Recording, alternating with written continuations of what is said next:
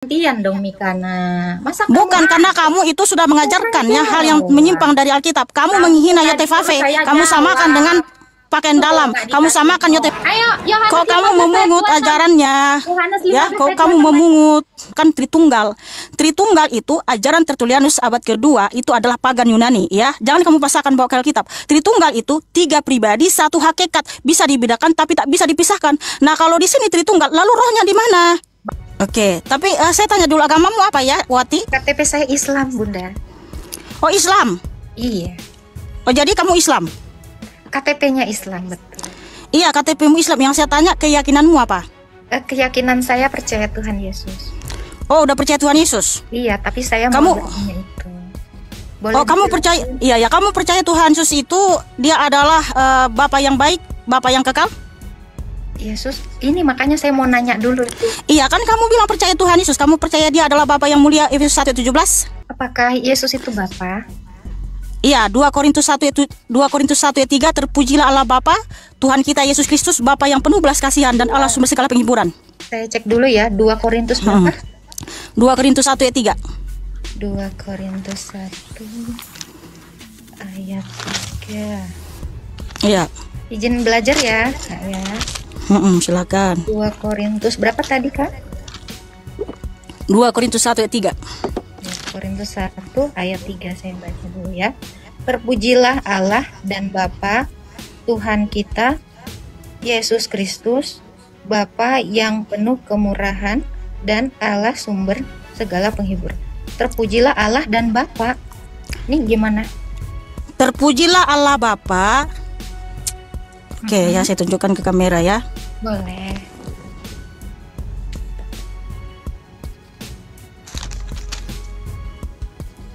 Nih, terpujilah Allah Bapa Tuhan kita Yesus Kristus, Bapa yang penuh belas kasihan dan Allah sumber segala penghiburan. Apakah kakak percaya itu? Terpujilah Allah Bapa Tuhan kita. Berarti Bapaknya Tuhan kita. Hah? Bapaknya ini kan Bapak Tuhan kita Yesus Kristus. Berarti Bapak Tuhan kita itu adalah Bapa kan? Oh, Tuhan Yesus itu punya Bapa lagi? Oh iya. Tapi Coba. Yesus itu Tuhan nggak? Yesus itu Tuhan. Yesus itu Tuhan seperti Bapa itu Tuhan. Bapak itu Tuhan ya. Berarti Tuhan ada berapa? Makanya ini mau belajar. Coba tadi mati. Nah, makanya jangan berdasarkan pemikiran sendiri. Udah jelas di situ, terpujilah Allah Bapa Tuhan kita Yesus Kristus, Bapa yang penuh belas kasihan dan Allah sumber segala penghiburan. Ya. Dan juga 2 Tesalonika 2 ayat 16 ayat 15 sampai 16. Oh, ini ya, 2 Tesalonika 2 ayat 15. Sebab itu coba ya, sebab itu berdirilah teguh dan berpeganglah pada ajaran-ajaran yang kamu terima dari kami, baik secara lisan maupun secara tertulis. hubungannya Dan iya. sama Matius 3. Sebentar. Karena kamu kan mengaku percaya Tuhan Yesus Kristus. Ya toh? Jadi kamu percaya nggak dia Bapa yang kekal, ya Bapa yang baik, Bapa yang sumber segala penghiburan? Kamu bilang kan mana ayatnya dia Bapa? Kan saya tunjukkan dulu ayatnya. 2 Tesalonika 2 ayat 15 sampai 16. Sebab itu berdirilah teguh dan berpeganglah pada ajaran-ajaran yang kamu terima dari kami, baik secara lisan maupun secara tertulis.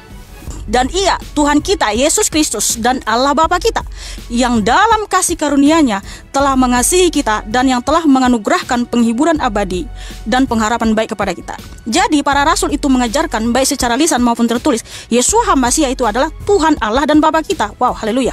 Oke. Lalu bagaimana itu yang Matius 3 pertanyaan saya? Oke, Matius. Dikatakan Yesus dibaptis, terus ada suara terbuka. Iya. Inilah Oke. anak yang kukasihi, yang dibaptis Yesus, tapi disebut anak. Aku masih bingung, Kak. Oke ya, jadi di Matius 3 ayat 13 sampai 17 kita baca dulu ya teman-teman. Alkitab itu nggak perlu kita tafsir, biar firman Tuhan yang menjawab dirinya sendiri ya. Maka datanglah Yesus dari Galilea ke Yordan kepada Yohanes untuk dibaptis olehnya. Tetapi Yohanes mencegah dia, katanya, "Akulah yang perlu dibaptis olehmu dan engkau yang datang kepadaku?" Lalu Yesus menjawab, katanya kepadanya, "Biarlah hal itu terjadi, karena demikianlah sepatutnya kita menggenapkan seluruh kehendak Allah, dan Yohanes pun menurutinya. Sesudah dibaptis, Yesus segera keluar dari air, dan pada waktu itu juga langit terbuka dan ia melihat Roh Allah seperti burung merpati turun ke atasnya. Lalu terdengarlah suara dari surga yang mengatakan, inilah anakku yang kukasihi, kepadanya lah aku berkenan. Nah, suara siapa ini? Ya kan? Suara siapa ini? Inilah anakku yang kukasihi, kepadanya lah aku berkenan. Kan gitu. Oke. Kakak tahu nggak kenapa Tuhan Yesus disalib? Hubungannya sama ini? Ada hubungannya sama ini. Kakak tahu nggak kenapa Tuhan Yesus disalibkan sama orang Farisi? Menebus dosa. Karena Tuhan, alasannya kenapa Tuhan Yesus disalib sama orang Farisi? Kenapa orang Farisi ngamuk? Kenapa? Dia ngaku anak Allah. Terus apa lagi? Apa lagi? Itu sih yang aku tahu. Hanya mengaku hanya anak Allah gitu. Iya, engkaukah Mesias nih kepada Imam Kayafas ya? Engkaukah Mesias anak Allah? Nah, di situ dia anak Allah, bukan Bapak Allah. Iya, berarti Tuhan Yesus itu hanya mengaku hanya anak Allah, maka disalibkan gitu. Iya kan katanya gitu, kalau nggak salah ada ayatnya. Dia mengaku dia anak Allah, dan di Lukas juga dikatakan ya sama malaikat kepada Maria, engkau akan mengandung anak Allah gitu. Iya, jadi gimana nih Kak? Dia bapak atau anak ya Kak ya? Ya, jadi kalau Tuhan Yesus itu mengatakan aku bukan Bapa, dia nggak akan disalib sama orang Farisi. Nah, di Markus 14. Markus 14 ayat. Markus 14 ayat 62. Ayat 62. Ayat 61 sampai 62 sampai 63. Tetapi ia tetap diam dan tidak menjawab apa-apa. Imam besar itu bertanya kepadanya sekali lagi, katanya, apakah engkau Mesias, anak dari yang terpuji? Jawab Yesus, iya, sabar cantik. Akulah dia, dan kamu akan melihat anak manusia duduk di sebelah kanan yang maha kuasa dan datang di tengah awan-awan di langit. Maka imam besar itu mengoyakkan pakaiannya dan berkata, untuk apa kita perlu saksi lagi? Kamu sudah mendengar hujatnya terhadap Allah. Bagaimana pendapat kamu? Lalu dengan suara bulat mereka memutuskan bahwa dia harus dihukum metong. Ya, nah, Tuhan Yesus menjawab, akulah dia, dan kamu akan melihat anak manusia duduk di sebelah kanan yang maha kuasa dan datang di tengah-tengah awan-awan di langit.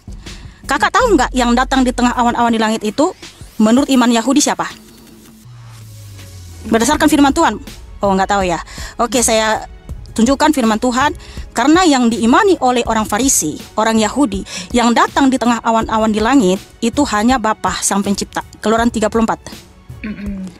Keluaran 34 ayat 5 dan 6. Turunlah Tuhan dalam awan, lalu berdiri di sana dekat Musa serta menyerukan nama Tuhan. Berjalanlah Tuhan lewat dari depannya dan berseru, Tuhan, Tuhan, Allah penyayang dan pengasih, panjang sabar dan berlimpah kasih setianya. Jadi di sini Tuhan yang datang dalam naungan awan, dia berseru juga, ya, Tuhan, Tuhan. Bukan berarti ketika dia berseru Tuhan, Tuhan, ada Tuhan yang lain, ya, karena dia Tuhan yang esa. Di sini kan Musa sudah menyaksikan Tuhan yang turun dalam naungan awan. Makanya orang Yahudi percaya Tuhan yang datang dalam naungan itu adalah Elohim itu sendiri, Hashem itu sendiri, Bapa itu sendiri, ya. Dan sudah disaksikan oleh Rasul Petrus, Rasul Yakobus, dan Rasul Yohanes juga, ya, yaitu di Matius 17.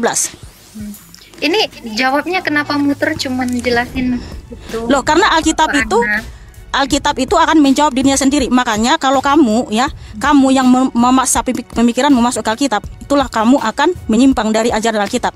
Dan jadi di sini kan tulisannya anak Allah kata Lukas. Iya. Matius anak. Loh, kok jadi bapak gitu? Aku bingung, Kak. Coba. Iya, makanya kan saya bilang sendiri. Alkitab itu akan menjawab dirinya sendiri. Kalau kamu kan sudah saya tahu kamu siapa, ya kan, sebentar Agatha, sebentar Wati, kan, karena kamu memang entah apalah omonganmu, tapi nggak apa-apa, kita akan menjawab pertanyaan ketika kamu bertanya di sini karena kami mengasihimu, ya. Sebab kamu mengajarkan banyak yang menyimpang dari Alkitab. Karena apa? Kamu menjelaskan Alkitab itu berdasarkan pemikiranmu, bukan berdasarkan firman Tuhan. Sebab apa? Makanya saya bilang Alkitab nggak perlu ditafsir. Jadi kalau nggak ditafsir berarti dia anak Allah, ya. Sebentar. Iya, anak Allah itu siapa? Kan dijelaskan lagi sama Alkitab. Anak Allah itu ya Allah itu sendiri, 1 Yohanes 5 ayat 20, ya. Nah, makanya di ayat 20 coba kita cek. Sebentar. Ya, di Matius 17 di sini Rasul Petrus, Rasul Yohanes, Rasul Yakobus sudah melihat apa yang terjadi ketika Tuhan dimuliakan di atas gunung ya. Matius 17 ayat 4 sampai 5. Kata Petrus kepada Yesus, Tuhan, betapa bahagianya kami berada di tempat ini. Jikalau engkau mau, biarlah aku dirikan di sini 3 kemah, 1 untuk engkau, 1 untuk Musa, dan 1 untuk Elia.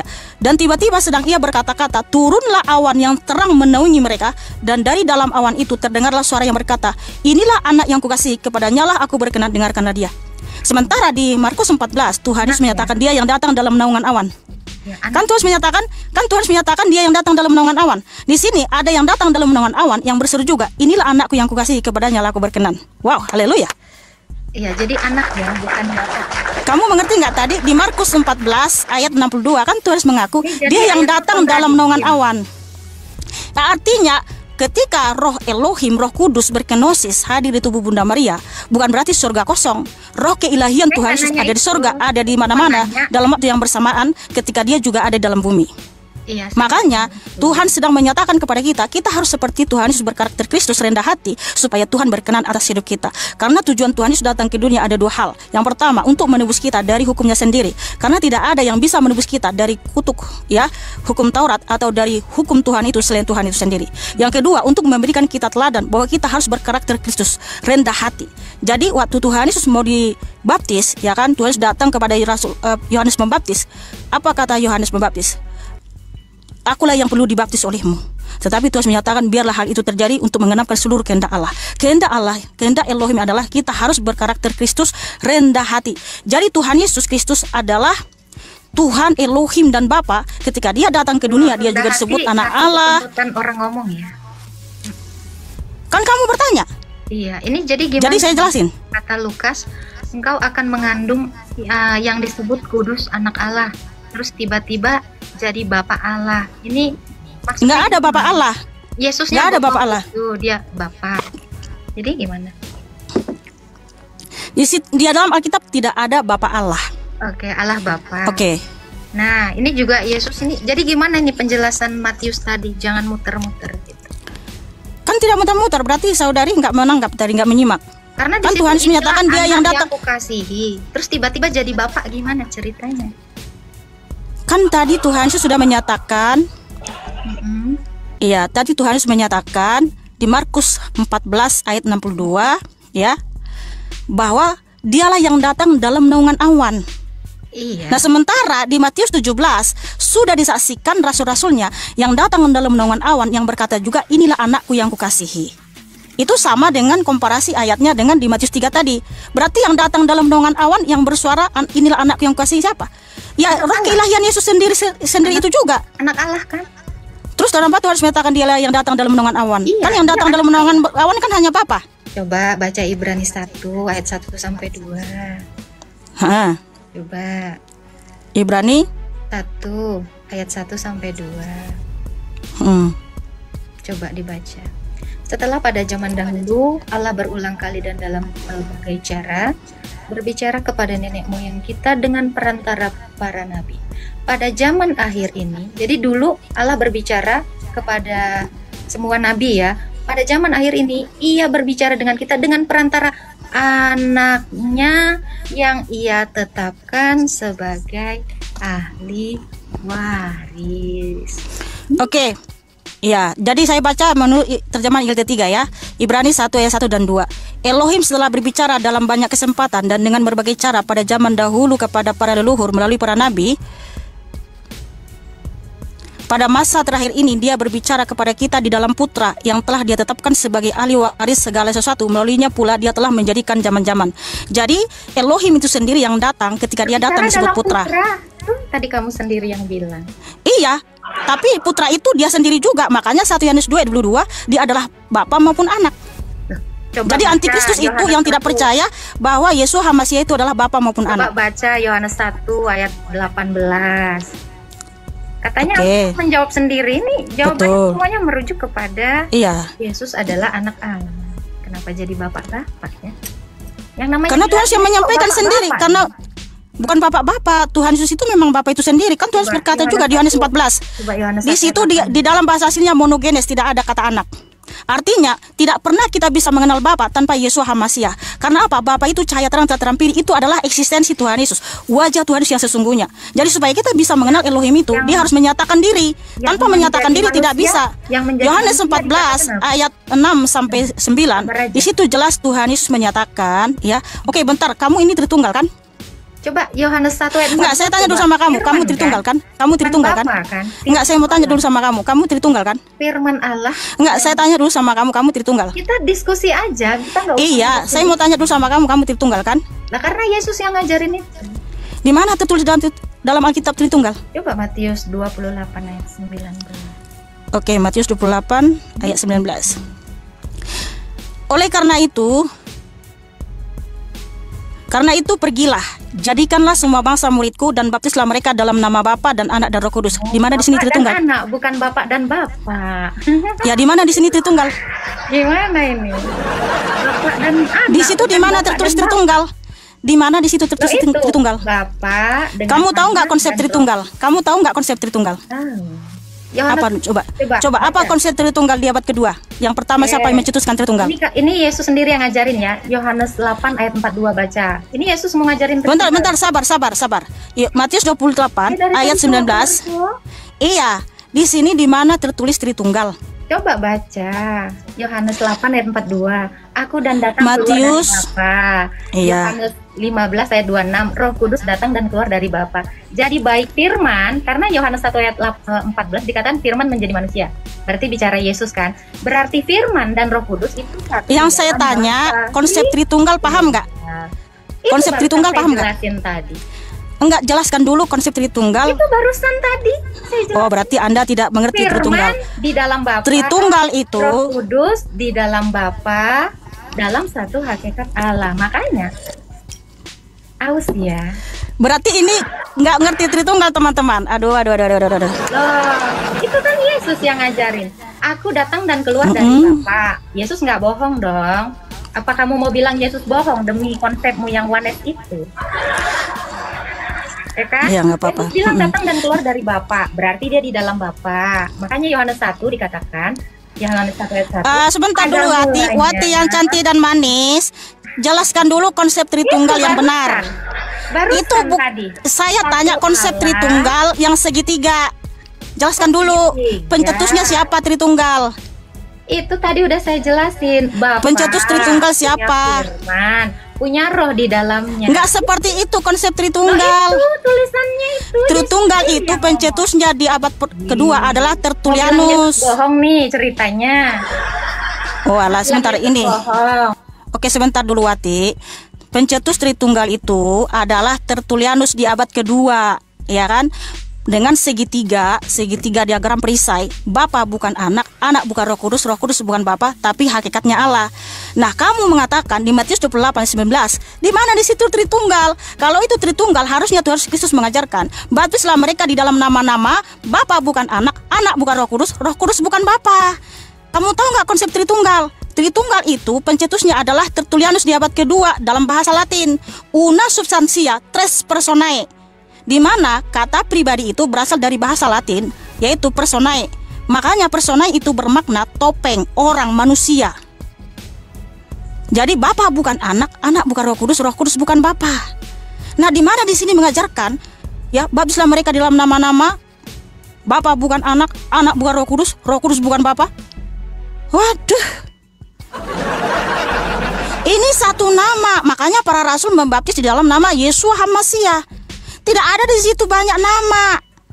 Makanya saya mau tanya dulu sama kamu, Wati, kamu menyembah segitiga versi timur atau segitiga versi barat? Karena segitiga versi timur ini, teman-temannya, biar kalian paham Tritunggal itu. Saya dulu Tritunggal, mengajarkan Tritunggal sampai 1 tahun lebih, ya. Saya mau tanya dulu sama Wati. Wati yang cantik dan manis, kamu menyembah segitiga, ya, versi barat atau versi timur? Inilah versi timur yang segitinya lancip ke atas. Bapa, ya, ada Bapa bukan anak, anak bukan roh bukan Bapa, semua kata bukan, makanya memang bukan Tuhan, ya. Nah, kemudian ada segitiga versi barat. Ini Bapa dan anak ini di atas, lalu di bawahnya roh. Nah, kamu menyembah segitiga yang mana, Wati? Segitiga versi timur atau segitiga versi barat? Nah, atau kamu menyembah Tritunggal yang 3 manusia berjejer-jejer, atau menyembah segitiga Tritunggal yang satu tubuh, kepalanya 3, yang memegang segitiga. Ini abad ke-7. Jadi Tritunggalmu yang mana? Jawab. Kamu menyembah segitiga yang mana nih? Teman-teman tuntung, kalian menyembah segitiga mana? Versi barat, versi timur, apa versi barat? Tidak ada satupun Tuhan Yesus mengajarkan Tritunggal, ya. Tritunggal itu buatan Tertullianus di abad kedua. Pencetusnya adalah Tertullianus. Makanya mereka pasangkan Tuhan Yesus itu bukan Bapa, padahal Tuhan Kristus itu ya sudah menyatakan di Yohanes 14 ayat 6 sampai 9. Sekiranya kamu mengenal aku, pasti kamu juga sudah mengenal Bapakku. Sekarang ini kamu telah mengenal Dia dan telah melihat Dia. Jadi saya mau tanya sama kamu, Wati yang cantik dan manis, kamu menyembah segitiga versi timur, versi barat, atau menyembah Tritunggal yang manusia 3 berjejer-jejer dari abad ke-2 sampai abad ke-6, atau Tritunggal yang manusia 1, kepala 3, memegang segitiga? Tidak ada satupun Tuhan Yesus Kristus mengajarkan Tritunggal. Karena Tritunggal itu Bapa bukan anak, anak bukan Roh Kudus bukan Bapa, tapi satu hakikat Allah. Jadi kalau Tuhan Yesus itu mengajarkan Tritunggal, harusnya seperti ini dong. Pergilah, ya, baptislah mereka di dalam nama-nama Bapa bukan anak, anak bukan Roh Kudus bukan Bapa. Itu Tritunggal. Sedangkan Tuhan Yesus tidak pernah mengajarkan Tritunggal. Tritunggal itu ajaran Tertullianus abad kedua. Tertullianus aja sudah meninggalkan doktrinnya, beralih ke Montanisme. Kok kamu memungut sisa-sisa Tertullianus, kamu sembah-sembah, kamu puja-puja?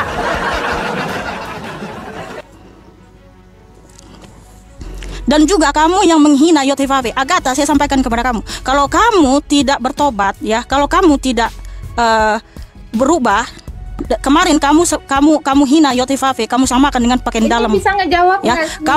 Kamu samakan Yesua Yahweh itu sama dengan obat nyamuk. Inilah anak yang kukasihi, kepadanya lah aku berkenan. Dijawab dulu. Agatha, gue dari tadi. Karena anak Allah itu adalah Allah itu sendiri. 1 Yohanes 5 ayat 20. Nah sekarang saya mau tanya sama kamu. 1 Yohanes 5 ayat 20. Yesus sendiri bilang, Bapa mengutus aku. Yesus bohong ya, kamu yang benar ya. Yohanes 8 ayat 24. Kalau kamu tidak percaya bahwa akulah Dia, yaitu Bapa, kamu akan mati dalam dosa-dosamu. Yohanes 8 ayat 24. Kalau kamu tidak percaya bahwa akulah Dia, kamu akan mati dalam dosa-dosamu. Saya mau tanya sama kamu. Ya, jawab dulu. Kamu menyembah segitiga versi timur apa versi barat? Lu ngoceh mulu.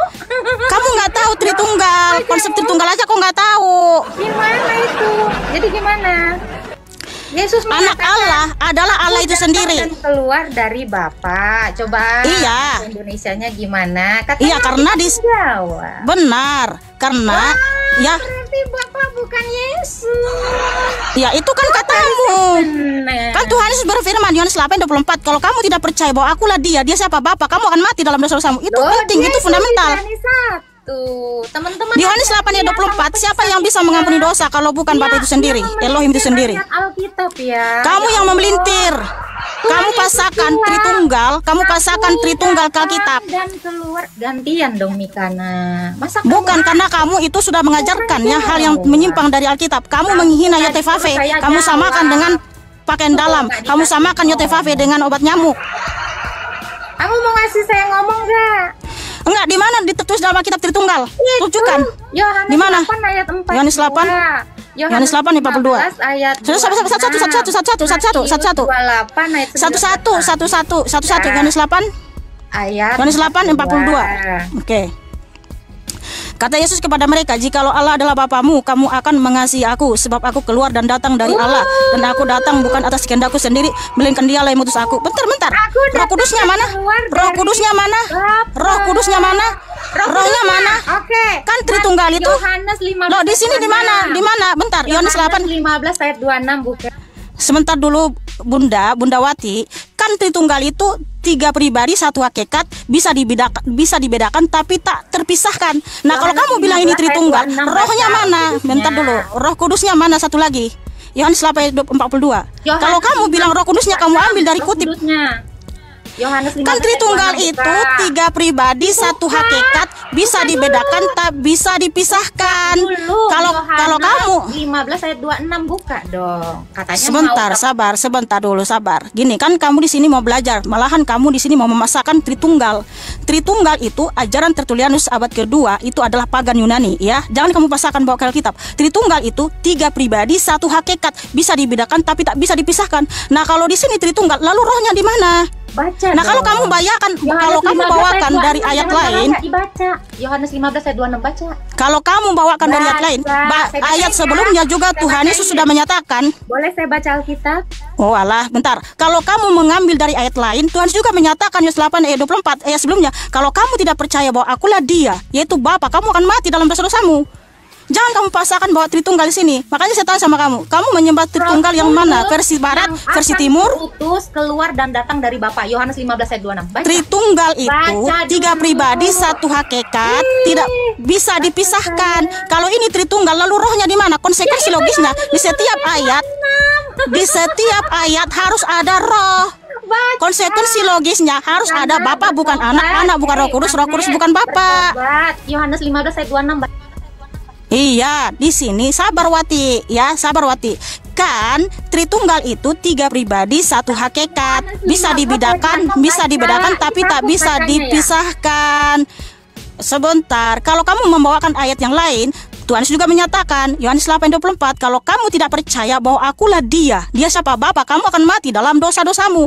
Yohanes 10:30, aku dan Bapa adalah satu. Yesaya 44 ayat 6, yang awal dan akhir itu hanya Bapa. Bapa juga berfirman di Wahyu 1 ayat 17-18, jangan takut, akulah yang awal dan akulah yang akhir. Aku telah mati, namun lihatlah aku hidup abadi selama-lamanya. Jadi jangan kamu pasangkan Tritunggal. Tritunggal itu ajaran pagan teman-teman ya.